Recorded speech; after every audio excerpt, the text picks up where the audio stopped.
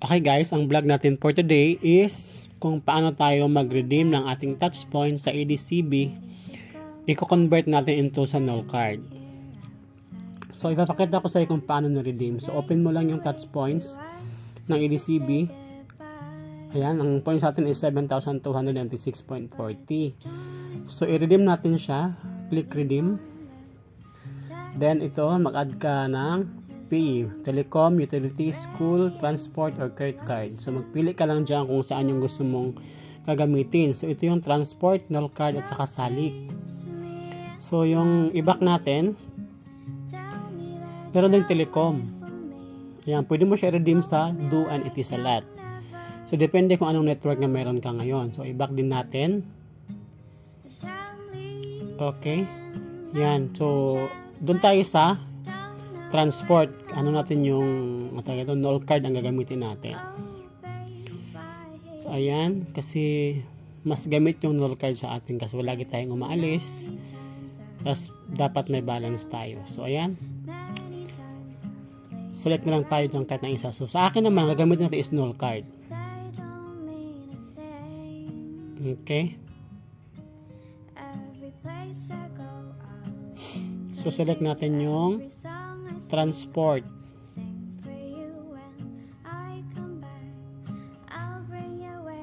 Ayan.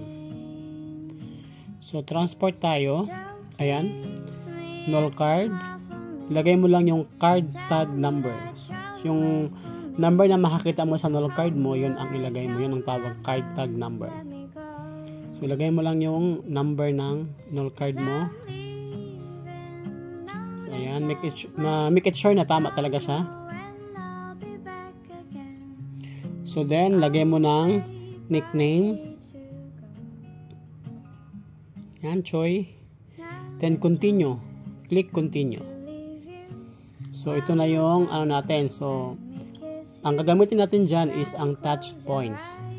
Ayan. Click mo lang yung touch points na yan.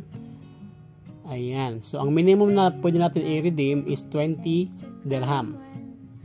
So, i-change natin yan siya into 40 kung kakayanin. 40. So, hindi siya pwede. Insufficient na yung points natin. Kailangan natin ng another pa ng 19. So, lagay natin ng 35. Wala pa din. So, gawin natin 30 kung pwede pa papasok yung 30 nito.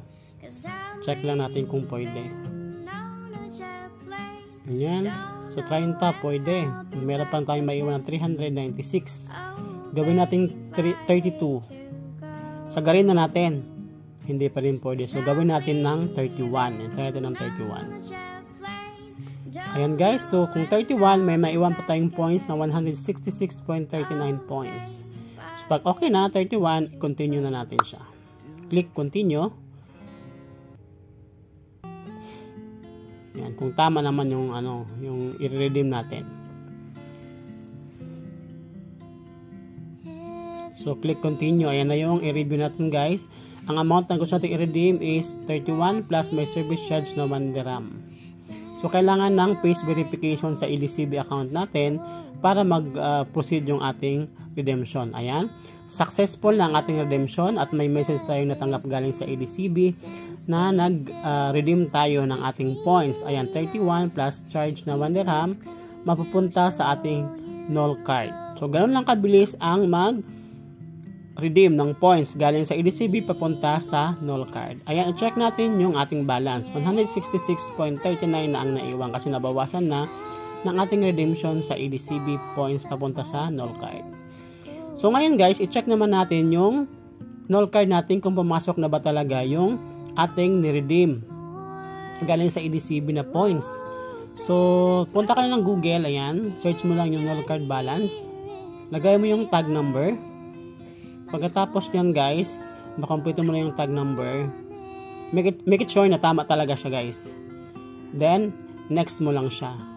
Then, search. So, ayan guys, pending credit pa yung 31 dirham natin. So, ibig sabihin nito guys, kailangan natin pumunta sa metro station or malapit na metro station para matap natin yung card para mag-credit siya. So, kailangan talaga. So, ayan guys, punta tayo ng metro station. itap mo, ayan, 46.50 na yung balance natin guys. So thank you for watching. See you and